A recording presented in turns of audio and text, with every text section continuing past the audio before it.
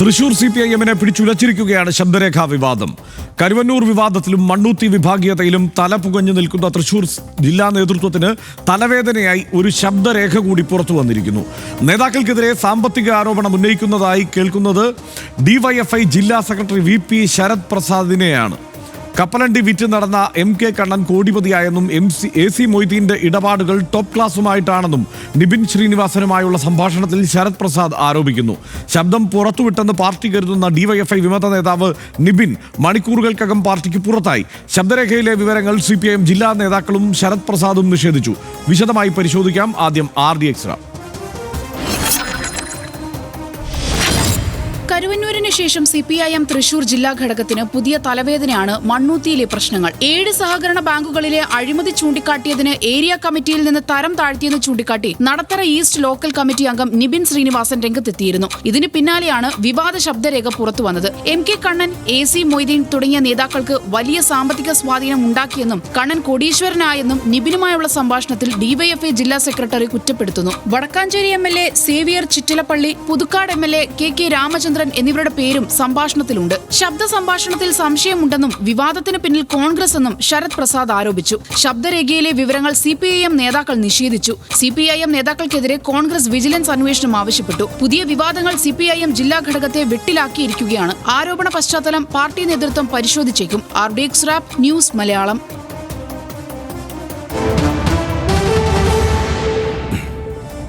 തൃശൂരിലെ മുതിർന്ന നേതാക്കൾക്കെതിരെ ഗുരുതര ആരോപണം ഉന്നയിക്കുന്നതാണ് DYFI ജില്ലാ സെക്രട്ടറി VP ശരത് പ്രസാദിന്റെ ശബ്ദരേഖ. ടൗണിൽ കപ്പലണ്ടി കച്ചവടം നടത്തിയിരുന്ന MK കണ്ണൻ കോടീശ്വരനായി. കണ്ണൻ രക്ഷപ്പെട്ടത് രാഷ്ട്രീയത്തിലൂടെയാണ്. പാർട്ടി നേതാക്കൾ സാമ്പത്തികമായി മെച്ചപ്പെട്ടെന്നും ശബ്ദരേഖയിൽ കുറ്റപ്പെടുത്തുന്നുണ്ട്. ആ ശബ്ദരേഖ കേൾക്കാം. CPM-ന്റെ ജില്ലാ ലീഡർഷിപ്പുള്ള ആർക്ക് പ്രശ്നമുണ്ട്, സാമ്പത്തിക പ്രശ്നം ആർക്കുണ്ടാവും. അങ്ങനെ ഘട്ടം കഴിഞ്ഞാൽ അവരുടെ ലെവല് മാറും. ആളാണ് ഇന്ന് കാണുന്ന അയാൾക്ക് ചുരുങ്ങിയത് കോടാനോട് അവരുടെ അത്ര വലിയ വലിയ ഡീലേഴ്സ് കണ്ണങ്ങളെത്തി നിസ്സാര ഡീലിങ്സ് ആണ്. കണ്ണങ്ങളെത്തി അനൂപ് AC നിസ്സാര ആൾക്കാരാണ്. പറഞ്ഞാൽ ജില്ലയിലത്തെ വലിയ വലിയ എന്താണ് അത്ര അപ്പർ ക്ലാസ് ആളുകളുടെ ഇടയിൽ ഇന്ററാക്ട് ചെയ്യുന്ന ആൾക്കാരവരൊക്കെ. ശബ്ദരേഖയിൽ വിശദീകരണവുമായി CPIM നേതാവ് MK കണ്ണൻ രംഗത്തെത്തി. 100 രൂപയിൽ കൂടുതൽ ഒരു ബാങ്ക് അക്കൗണ്ടിലുമില്ല. ഏത് ബാങ്കിലാണ് തന്റെ കോടികളുടെ അക്കൗണ്ട് ഉള്ളതെന്ന് MK കണ്ണൻ ചോദിച്ചു. ഏത് ബാങ്കിലാണ് അക്കൗണ്ടുള്ളത് അത് പറയും. ഒരു 100 രൂപയിൽ കൂടുതലൊരു അക്കൗണ്ട് എനിക്കൊരു ബാങ്കിലും ഇല്ല. ഞാനിതൊന്നും സീരിയസ് ആയിട്ട് കാണുന്നില്ല. രാത്രി എന്തെല്ലാം സ്വപ്നങ്ങൾ ആളുകൾ കാണുന്നുണ്ട്. എനിക്കെതിരെ നിങ്ങളൊക്കെ പറഞ്ഞു കൂട്ടിയതിന് കയ്യും കണക്കുണ്ടാകും.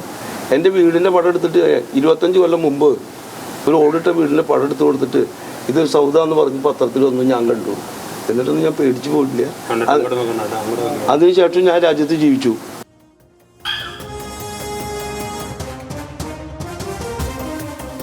ശബ്ദരേഖയിൽ ശരത്ത് പറഞ്ഞ കാര്യങ്ങൾ തെറ്റാണ് എന്ന് CPIM ജില്ലാ സെക്രട്ടറി KV അബ്ദുൽ ഖാദർ പറഞ്ഞു. നേതാക്കളുടെ ജീവിതം സുതാര്യമാണ്. ശരത് പ്രസാദിനോട് വിശദീകരണം തേടും എന്നുമാണ് KV അബ്ദുൽ ഖാദർ പറഞ്ഞത്. പുറത്തുവന്ന ശബ്ദരേഖ 5 മാസം മുമ്പത്തേതാണ് എന്ന സൂചനയുമുണ്ട്. ഓഡിയോയുടെ ആധികാരികതയിൽ സംശയമുണ്ടെന്ന് ശരത് പ്രസാദ് ന്യൂസ് മലയാളത്തോട് പറഞ്ഞു. DYFI നേതാവിന്റെ ശബ്ദ സന്ദേശം കരുവന്നൂർ കേസിൽ പ്രതിക്കൂട്ടിലായ നേതാക്കൾക്കെതിരെയാണ്. AC മൊയ്തീൻ അടക്കമുള്ളവരുടെ സാമ്പത്തിക ഇടപാടുകൾ ED അന്വേഷണത്തിന് വിധേയമായിരുന്നു. ശബ്ദരേഖ പുറത്തുവരാൻ ഇടയായത് മണ്ണൂത്തി ഏരിയ കമ്മിറ്റിയിലെ സ്വാരസ്യങ്ങളാണ്. നിബിൻ ശ്രീനിവാസൻ CPIM നേതാക്കൾക്കെതിരെ സാമ്പത്തിക ആരോപണം ഉന്നയിച്ചിരുന്നു. നിബിൻ ഉന്നയിച്ച ആരോപണങ്ങൾക്ക് മറ്റ് CPIM നേതാക്കളുടെ പിന്തുണയുണ്ടായില്ല. ശബ്ദരേഖ പുറത്തു വന്നതിന് പിന്നാലെ നിബിൻ ശ്രീനിവാസനെ പാർട്ടിയിൽ നിന്ന് പുറത്താക്കുകയും ചെയ്തു. നിബിൻ കഴിഞ്ഞ കുറേ കാലമായി ഒരു റിബലിൻ്റെ റോളിലാണ് ഉള്ളത്. കുറേ നാളുകളായി പാർട്ടി പ്രാദേശിക ഘടകവുമായി ഇടഞ്ഞു നിൽക്കുകയാണ് നിബിൻ. മുൻപ് മണ്ണൂത്തി ഏരിയ കമ്മിറ്റി അംഗവും DYFI ബ്ലോക്ക് സെക്രട്ടറിയുമായിരുന്നു. പുറത്താക്കുമ്പോൾ നടത്തറ ഈസ്റ്റ് ലോക്കൽ കമ്മിറ്റി അംഗമാണ്. DYFIയുടെ ജില്ലാ കമ്മിറ്റി അംഗമാണ്. നേതാക്കൾക്കെതിരെ സഹകരണ സംഘങ്ങളിലെ അഴിമതിയെക്കുറിച്ച് ആരോപണം ഉന്നയിച്ചിരുന്നു. ശരത് പ്രസാദിന്റെ ശബ്ദ സന്ദേശത്തിൽ ഞെട്ടലില്ല എന്നാണ് അനിൽ അക്കര പറഞ്ഞത്. വിജിലൻസ് ഡയറക്ടർ കേസെടുക്കണം, ആദായ നികുതി വകുപ്പിന് പരാതി നൽകും എന്നുമാണ് അനിൽ അക്കര പറഞ്ഞത്. കരുവന്നൂരിൽ പറഞ്ഞത് സത്യമാണെന്ന് തെളിഞ്ഞതായി V മുരളീധരൻ പറഞ്ഞു. ജനങ്ങളുടെ ചോര കുടിച്ചു വീർത്ത അട്ടകളായി CPIM നേതാക്കൾ മാറി എന്ന ആരോപണമാണ് അദ്ദേഹം ഉന്നയിക്കുന്നത്. സനീഷ്, ഇതിപ്പോൾ 6 മാസം മുമ്പ് എന്നതല്ല, ഇതിപ്പോൾ അതിനെക്കുറിച്ച് നിബിൻ തന്നെ പറയുന്നത് ഞാൻ കേട്ടു. 1.5 വർഷം മുമ്പുള്ളതാണ്. ഈ സംഭാഷണം എന്നത് 1.5-2 വർഷം മുമ്പുള്ള സംഭാഷണമാണ്. സ്വാഭാവികമായും കരുവന്നൂരിൻ്റെ കാലത്തെ, കരുവന്നൂർ കത്തി നിന്ന ഒരു സമയത്തെ ഒരു സംഭാഷണ ശകലം തന്നെയായിരിക്കും അത്. നിസ്സാരക്കാരനല്ല പറയുന്നത്, ഡിവൈഎഫ്ഐയുടെ ജില്ലാ സെക്രട്ടറിയാണ്. എന്താ സരീഷ് തോന്നുന്നു? ഇത് വസ്തുതാപരമായിട്ട് നമ്മൾ പരിശോധിച്ചാൽ ഇതിനകത്ത് എന്തെങ്കിലും വലിയ സംഭ്രമജനകമായ വെളിപ്പെടുത്തലൊന്നുമില്ല, എനിക്ക് തോന്നുന്നില്ല. അതായത് എന്തെങ്കിലും ആരെങ്കിലും AC മൊയ്തീൻ ഇന്ന ആളിൽ നിന്ന് ഇത്ര പൈസ വാങ്ങി, AC മൊയ്തീൻ ഇന്ന സ്ഥലത്ത് ഇന്നൊരു ശരിയല്ലാത്ത സ്വത്ത് സമ്പാദിച്ചിട്ട് ഇന്ന സ്ഥലത്ത് വെച്ചിട്ടുണ്ട്, അല്ലെങ്കിൽ MK കണ്ണൻ ഇന്ന സ്ഥലത്ത് ഒരു വീട് എടുത്തിട്ടുണ്ട്, ഇന്ന ആളുടെ അക്കൗണ്ടിലാണ് ബിനാമിയായിട്ട് പൈസ സൂക്ഷിച്ചിരിക്കുന്നത്, ഇത്ര പണം അയാൾ ഇന്നയാളിൽ നിന്ന് വാങ്ങിച്ചിട്ടുണ്ട് എന്ന മറ്റുള്ള സാധനങ്ങളൊന്നുമില്ല. വസ്തുതാപരമായിട്ട് 2-3 തവണ കേട്ട് നോക്കിയാൽ ഒരാളോട് ബിഡൽസ് അടിക്കുന്നു എന്ന് തോന്നുന്ന, അങ്ങനെ നാട്ടുകാർ പറയില്ലേ ബിഡൽസ് എന്ന് പറയുന്ന, അതുപോലെ അടിക്കുന്നതായിട്ട് തോന്നുന്ന ഒരു സംഭാഷണ ശകലമാണ്. യഥാർത്ഥത്തിൽ ഇത് ആദ്യം നടപടിയെടുക്കേണ്ടത് ഈ സംസാരിച്ച ഈ ശരത് പ്രസാദിനെതിരെയാണ്. ഇപ്പോൾ അപ്പുറത്തുള്ള ആളെയാണ് ഇവർ പുറത്താക്കിയായിട്ട് പറയുന്നത്, ശരത് പ്രസാദിനെതിരെയാണ് എന്നാണ് എനിക്കിത് കേട്ടപ്പോൾ 2-3 തവണ കേട്ടപ്പോൾ തോന്നി. അത് അയാൾ എന്തെങ്കിലും ഈ പാർട്ടിക്കെതിരെ, അത് അവരുടെ കാര്യം, ഈ പാർട്ടിക്കെതിരായിട്ടും പാർട്ടി നേതാക്കൾക്കെതിരെ മോശം പറഞ്ഞതിനല്ല ഇയാളെ പുറത്താക്കണമെന്ന് ഞാൻ പറയുന്നത്. ഇയാളെ പുറത്താക്കണമെന്ന് പറയുന്നത് ഇയാൾക്ക് തെറ്റായ ധാരണ പൊതുപ്രവർത്തനം എന്നതിനെ സംബന്ധിച്ചുണ്ട്. അതായത് ഇയാൾ കരുതുന്നത് ടോപ്പ് കക്ഷികളുമായിട്ട് ഡീലിങ്സ് ഉണ്ട്. SFIയിലായിരിക്കുമ്പോൾ നമുക്ക് കിട്ടുന്ന 10,000 ആണ് പിരിവ്. ഈ പറയുന്ന പിരിവെന്ന് പറയുന്നത്, അതിനകത്ത് ആളുകൾ തെറ്റിദ്ധരിക്കുന്ന പിരിവെന്ന് പറയുന്നത് സ്വന്തമായിട്ട് വാങ്ങുന്ന പിരിവിനെ കുറിച്ചല്ല പറയുന്നതെന്ന് എനിക്ക് തോന്നുന്നു. അതായത് ഒരു SFIക്കാരൻ ഒരു പരിപാടി നടത്താൻ പിരിവിന് വേണ്ടി പോയാൽ നിങ്ങൾക്ക് 10,000 രൂപയാണ് കിട്ടുന്നതെങ്കിൽ CPMൻ്റെ ജില്ലാ കമ്മിറ്റിയായാൽ നിങ്ങൾക്ക് ലക്ഷക്കണക്കിന് രൂപ പിരിവിന് കിട്ടും എന്നാണ് ഈ പറയുന്നതെന്നാണ് എനിക്ക് മനസ്സിലായത്. തെറ്റാണെങ്കിൽ തിരുത്താം. അപ്പോൾ ഇയാൾ പറയുന്നത് ഈ ഡീലിങ്സ് AC മൊയ്തീന് ഈ തൃശ്ശൂർ ജില്ലയിലെ വലിയ ഉന്നതന്മാരുമായിട്ടാണ് ഡീലിങ്സ്. എന്ത് സ്വാഭാവികമായിട്ടുള്ള കാര്യമല്ല അത്. DCCയുടെ അധ്യക്ഷൻ, അല്ലെങ്കിൽ കോൺഗ്രസിൻ്റെ ഒരു മുതിർന്ന നേതാവ്, അല്ലെങ്കിൽ BJPയുടെ ഒരു നേതാവ് ആ സമൂഹത്തിലെ ഏറ്റവും ടോപ്പായി നിൽക്കുന്ന ആളോട് ഡീലിങ്സ് ഉണ്ടാകുന്നതെന്ന് തെറ്റുണ്ടോ? അതിന് DYFI ജില്ലാ സെക്രട്ടറിയൊക്കെ ആയിരിക്കുന്ന ഒരാൾ വളരെ അഭിമാന പുളകിതമായിട്ടും നാളെ എനിക്ക് ഡീലിങ്സ് കിട്ടുമല്ലോ എന്ന തെറ്റായ ഒരു ടോണിലുമാണ് മറ്റേയാളോട് ഇത് പറയുന്നത്. അത് കേട്ടു നോക്കിയാൽ അറിയാം. മറ്റേയാളോട് പറയുന്നത് ഒരു പുളകം കൊണ്ടാണ് പറയുന്നത്. ഇപ്പോൾ 10,000 ആണെങ്കിൽ നമുക്ക് കുറച്ച് കഴിഞ്ഞാൽ 50,000 പിടിക്കാം എന്ന മട്ടിൽ. ഇയാളെങ്ങാനും ഈ ജില്ലാ സെക്രട്ടറി സാറും DYFIയുടെ കഴിഞ്ഞിട്ട് പാർട്ടി CPMൻ്റെയോ അല്ലെങ്കിൽ BJPയുടെയോ, നാളെ പാർട്ടിയൊക്കെ മാറി BJPയുടെയോ കോൺഗ്രസിൻ്റെ ഏതെങ്കിലും ഒരു പൊതുപ്രവർത്തന രംഗത്തെ ഒരു സംഘടനയുടെ തലപ്പത്തേക്ക് പോയാൽ ഇയാൾ നല്ല ഈ ഡീലിങ്സ് നടത്തുന്ന ഒരാളായിട്ട് മാറും, പിരിവാരനായിട്ട് മാറും എന്നായിരുന്നതിൽ യാതൊരു സംശയമില്ല. പിന്നെ ഇതിനകത്ത് നമ്മൾ പൊതുസമൂഹം ഇവരെ അങ്ങനെ CPM നല്ല കക്ഷികളാണ് എന്ന് കണ്ട് വിട്ടുകളയേണ്ട കാര്യമൊന്നുമില്ല. ഇതിനകത്ത് എന്തെങ്കിലും സംശയിക്കാനും ചർച്ച ചെയ്യാനൊക്കെ ഉണ്ടെങ്കിൽ അത് നിശ്ചയമായിട്ടും ചെയ്യണം. ഇവർക്കൊക്കെ പണമുണ്ട് എന്നൊക്കെ. പക്ഷേ ഞാൻ MK കണ്ണൻ സംസാരിക്കുന്നത് കേട്ടു. MK കണ്ണൻ ഭയങ്കര ആത്മവിശ്വാസത്തിലാണ് പറയുന്നത്. MK കണ്ണൻ പറയുന്ന ചില കാര്യങ്ങൾ മുഴുവനായിട്ട് ഇത് കണ്ടില്ല. അതായത് MK കണ്ണൻ പറയാണ്, ഞാൻ ജില്ലാ കമ്മിറ്റി ഓഫീസിലെ ലിഫ്റ്റിൽ നിന്ന് പണം വാങ്ങി എന്നൊരു പത്രം എഴുതി. നിങ്ങൾ എഴുതിയില്ലേ? ഈ ജില്ലാ കമ്മിറ്റി ഓഫീസിൽ ലിഫ്റ്റേ ഇല്ല, ലിഫ്റ്റ് തന്നെ ഇല്ല. എന്നിട്ട് എങ്ങനെയാണ് നിങ്ങളത് പറഞ്ഞത്? എൻ്റെ സാമ്പത്തിക വളർച്ച വളരെ ഭയങ്കരമാണ് എന്ന് നിങ്ങളെല്ലാവരും പറഞ്ഞു. എന്നിട്ട് ഈ ED വന്നിട്ട് 6 തവണ എന്നെ ചോദ്യം ചെയ്തു.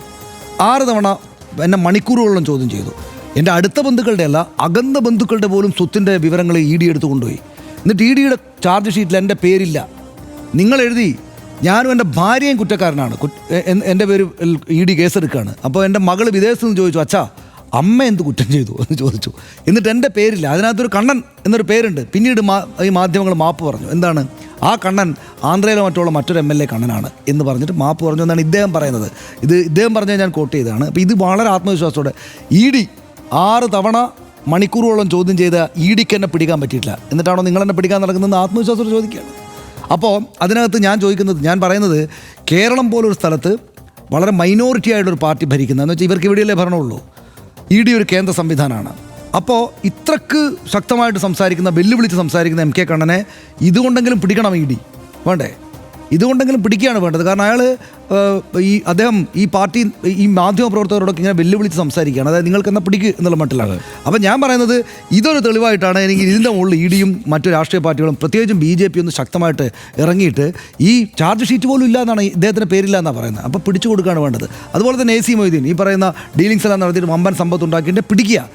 എൻ്റെ ബോധ്യം കരുവന്നൂരിൽ ഈ പാർട്ടിയും ഈ പാർട്ടിയുടെ നേതാക്കൾ ചില കുഴപ്പങ്ങൾ കാണിച്ചിട്ടുണ്ട്. അതൊരു വസ്തുതയാണ്. അത് കരുവന്നൂരിലെ പാവപ്പെട്ട മനുഷ്യരെ ഇവർ അങ്ങേയറ്റം നിഷ്ഠൂരമായിട്ട് ദ്രോഹിച്ചിട്ടുണ്ട്.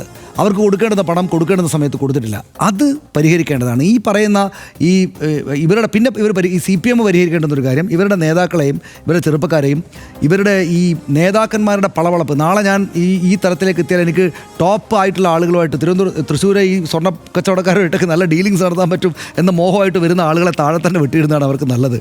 അവരെ അപ്പം തന്നെ അവിടെ ഈ പറയുന്ന സ്ഥാന പദവികളിൽ നിന്ന് മാറ്റം ചെയ്യുന്നതാണ് അവർക്ക് നല്ലത് എന്ന ഒരു ബോധ്യമാണ് എനിക്കിത് കണ്ടപ്പോൾ ഉണ്ടായത്.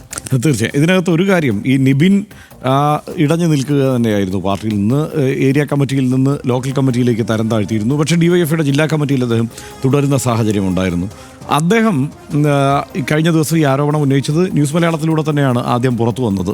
അതായത് അവിടെ പ്രാദേശികമായി പല സഹകരണ ബാങ്കുകളിലും തട്ടിപ്പ് നടക്കുന്നു. അത് അവിടുത്തെ ഏരിയ സെക്രട്ടറിക്കെതിരെയാണ് അദ്ദേഹം ആരോപണം ഉന്നയിച്ചത്. പ്രാദേശിക നേതാക്കന്മാർക്കെതിരെയാണ് ആരോപണം ഉന്നയിച്ചത്. അപ്പോൾ അങ്ങനെ ഒരു പ്രശ്നം അവിടെ നിലനിൽക്കുന്നു എന്ന നേരിട്ടുള്ള ആരോപണമാണ്. ഇപ്പോൾ ഈ ഇതുപോലുള്ള വിഡൽസ് അല്ല, നേരിട്ടുള്ള ഒരു ആരോപണം ഉന്നയിക്കുന്നു. പക്ഷേ അതിൻ്റെ കൃത്യം രേഖാമൂലമുള്ള തെളിവുണ്ടോ എന്നുള്ളതിനെക്കുറിച്ചൊന്നും നമുക്ക് കൂടുതൽ അറിയില്ല. പക്ഷേ ഒരു ഡിവൈഎഫ്ഐയുടെ ജില്ലാ കമ്മിറ്റി അംഗം, പാർട്ടി ഏരിയ കമ്മിറ്റി അംഗം അവിടെ ഏരിയ സെക്രട്ടറിക്കെതിരെ ഇങ്ങനെ അഴിമതി കാണിക്കുന്നു എന്നുള്ള ആരോപണം ഉന്നയിച്ച പശ്ചാത്തലത്തിലാണ് ആ വാർത്ത ആ നിലയ്ക്ക് വന്നത്. പക്ഷേ അപ്പോഴും ഉണ്ടായിരുന്ന ഒരു പ്രശ്നം, ആ വാർത്ത കണ്ടപ്പോൾ എനിക്ക് തോന്നിയ ഒരു സംശയം എന്ന് പറയുന്നത്, ഞാനത് ലെവിനുമായിട്ടും സംസാരിച്ചിരുന്നു. അതായത് ആ നിലയ്ക്ക് ഈ ആരോപണം ഉന്നയിക്കുന്ന സ്ഥലത്ത് പണം നഷ്ടപ്പെട്ടവരാരാണുള്ളത്? ഇപ്പോൾ ഒരു ബാങ്കിൽ അഴിമതി ഉണ്ടാകുന്നു, സ്വർണം മറുപണയം വയ്ക്കുന്നു എന്നൊക്കെ ആരോപണം ഉന്നയിക്കുമ്പോൾ അവിടെ ഈ നിലയ്ക്ക് പണയം വെച്ച ആരെങ്കിലും ആണോ ഈ ആരോപണം ഉന്നയിക്കുന്നത്? അതല്ല, മാറി നിന്ന് അവിടുത്തെ പാർട്ടിയുടെ വിഭാഗീയതയുമായി ബന്ധപ്പെട്ട് നിബിൻ ഒരു ആരോപണം ഏരിയ സെക്രട്ടറിക്കെതിരെ ഉന്നയിക്കുകയാണോ? ആ കാര്യത്തിൽ കൂടുതൽ സത്യം പറഞ്ഞാൽ വ്യക്തത വരേണ്ടതുണ്ട്. എന്നാൽ സനീഷ് നേരത്തെ പറഞ്ഞതുപോലെ അതിനപ്പുറത്ത് പക്ഷേ കരുവന്നൂർ ബാങ്കിൻ്റെ കാര്യത്തിൽ പക്ഷേ അങ്ങനെയല്ല.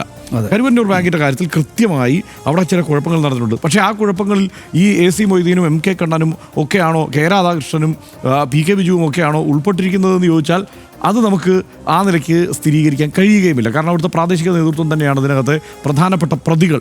അതിനകത്ത് പാർട്ടി എന്ന നിലയ്ക്ക് CPIM-ന് വലിയ വീഴ്ച ഉണ്ടായിട്ടുണ്ട്, പ്രാദേശിക നേതൃത്വത്തിന് വലിയ വീഴ്ച ഉണ്ടായിട്ടുണ്ട്, ആ ബാങ്കിൻ്റെ ഭരണസമിതിക്ക് വീഴ്ച മാത്രമേ ഉണ്ടായിട്ടുള്ളൂ. അപ്പോൾ ആ കാര്യത്തിൽ യഥാസമയത്ത് നടപടിയെടുക്കുന്നതിൽ പാർട്ടി നേതൃത്വം വീഴ്ച വരുത്തിയിട്ടുണ്ട്. ആ കാലത്താണ് ഈ സംഭാഷണം നടക്കുന്നത് എന്ന പ്രത്യേകത കൂടിയുണ്ട്.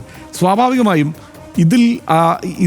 ഈ എൻഫോഴ്സ്മെൻറ്റ് ഡയറക്ടറേറ്റ് മുന്നോട്ട് വയ്ക്കുന്ന ആരോപണങ്ങളെ, പ്രതിപക്ഷം മുന്നോട്ട് വയ്ക്കുന്ന ആരോപണങ്ങളെയൊക്കെ അപ്പടി അങ്ങ് വിശ്വസിക്കുകയാണ് ശരത് എന്ന് പറയുന്ന ഈ ചെറുപ്പക്കാരൻ ചെയ്തതെന്നാണ് എനിക്ക് തോന്നുന്നത്. അവിടുത്തെ ഡിവൈഎഫ്ഐയുടെ ജില്ലാ സെക്രട്ടറി അദ്ദേഹം ആലോചിച്ച് കഴിഞ്ഞപ്പോൾ ചേട്ടാ ഇതിപ്പോൾ ഭയങ്കര കോടികളുടെ ഇടപാടാണ് എന്നുള്ളതാണ്. അതായത് അദ്ദേഹത്തിൻ്റെ രാഷ്ട്രീയ ധാരണ തെറ്റാണ്, പ്രത്യയശാസ്ത്ര ധാരണ തെറ്റാണ്, അദ്ദേഹത്തിൻ്റെ സംഘടനാ സങ്കല്പം തെറ്റാണ്, ഇതെല്ലാം തെറ്റാണ്. ആ കാര്യത്തിൽ ഒരു സംശയവുമില്ല.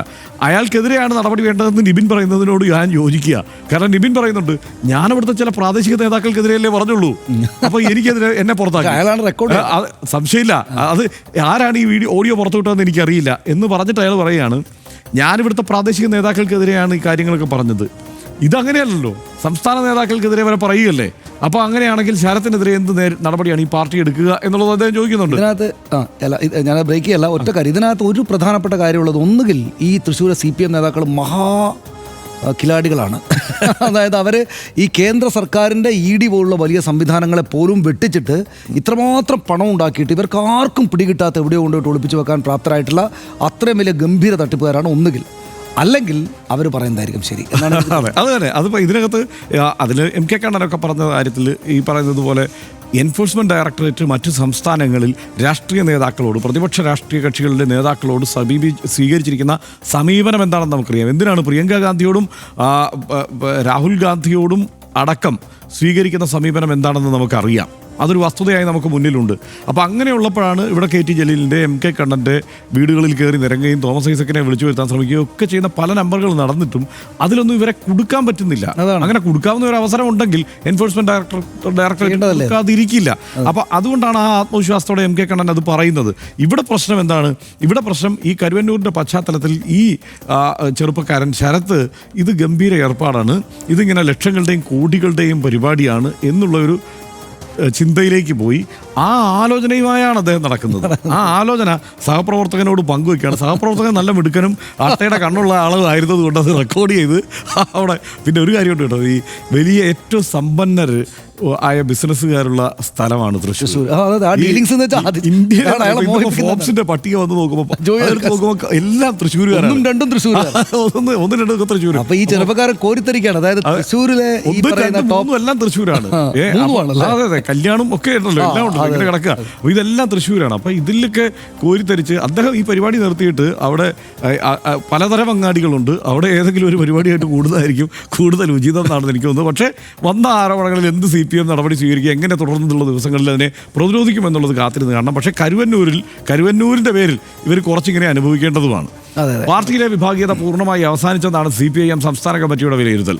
പ്രത്യയശാസ്ത്ര ഭിന്നതകൾ ഏറെക്കുറെ അവസാനിച്ചു എന്നത് ശരി തന്നെ. പക്ഷേ ജില്ലാ ഘടകങ്ങളിലെ വിഭാഗീയത പാർട്ടിക്ക് ഇപ്പോഴും തീരാത്തല വേദന തന്നെയാണ്. സമ്മേളന ശേഷവും അന്തഛിദ്രങ്ങൾ തുടരുക തന്നെയാണ് എന്ന് സൂചിപ്പിക്കുന്നതാണ് തൃശ്ശൂരിലെ സംഭവ വികാസങ്ങൾ. ചലിച്ചുകൊണ്ടിരിക്കുന്ന ഒരു സംഘടനാ സംവിധാനത്തിൽ തർക്കങ്ങളും ഭിന്നതകളും സ്വാഭാവികമാണ്. അത്തരം പ്രവണതകളെ തുടക്കത്തിലേ കണ്ടെത്തി താക്കീതും അച്ചടക്ക നടപടിയും ഒക്കെ നൽകി ഇല്ലാതാക്കുന്നതാണ് CPIMന്റെ സംഘടനാ രീതിയെന്ന് നമുക്കറിയാം. നേതാക്കളുടെ നിസ്സംഗത കൊണ്ടാണ് തൃശ്ശൂർ CPIMലെ പ്രശ്നങ്ങൾ വലുതായതെന്ന് ആ പാർട്ടിക്കുള്ളിൽ തന്നെ വിമർശനവുമുണ്ട്. സംസ്ഥാനത്ത് BJPക്ക് ഏറ്റവും കൂടുതൽ വളർച്ചയുള്ള മണ്ണാണ് തൃശ്ശൂരിലേത്. CPIMനും 10,000-കണക്കിന് കേഡർമാരുള്ള ജില്ല. മൂർത്ത രാഷ്ട്രീയ സാഹചര്യങ്ങൾ തിരിച്ചറിഞ്ഞ് തിരുത്തേണ്ടവ തിരുത്തി മധ്യതല നേതൃത്വത്തിന് നല്ല പാർട്ടി വിദ്യാഭ്യാസം നൽകി സംഘടനാ ശരീരത്തിലെ മൂല്യശോഷണം തടഞ്ഞാൽ അവർക്ക് നല്ലത് എന്ന് മാത്രമേ RDXന് പറയാനുള്ളൂ. ഇതൊരു പാർട്ടി റിപ്പോർട്ട് പോലെ ആയിപ്പോയോ എന്നുള്ള ചെറിയൊരു സംശയമുണ്ട്. എന്നാൽ പോലും ഇതൊക്കെ തന്നെ പറയാനുള്ളൂ. അടുത്ത വിഷയത്തിലേക്ക്